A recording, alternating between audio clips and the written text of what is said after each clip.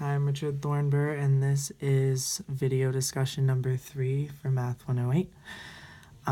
So basically with number 1, the first way I solved was I started on the right side, and then I used the Pythagorean identity of sine squared plus cosine squared equals 1, and I changed cosine squared to 1 minus sine squared. And then the second way I solved, I started on the left side instead this time, and I changed the sign, so I put a negative in front, and it went to cosine squared plus sine squared over 1 plus tangent squared x. And that changed it to negative 1 over secant squared x. For number 2, I started on the left side for the first one, and I changed 1 minus cosine of 2x and used the double angle identities and changed it to 1 minus cosine squared x times sine squared x equals tangent x sine x.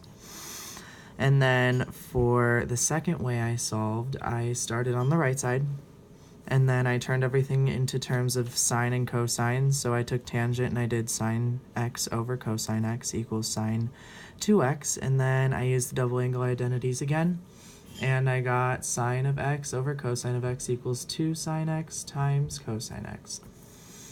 And for number 3, I first started on the left side, so I took tangent times of x minus pi over 4 equals tangent x minus 1 over tangent x plus 1.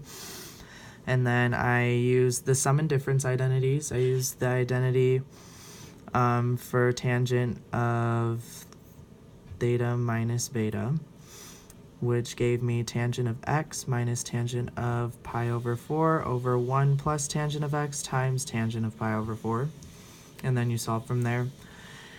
And for b, I started on the right side, and I turned everything in terms of sine and cosine.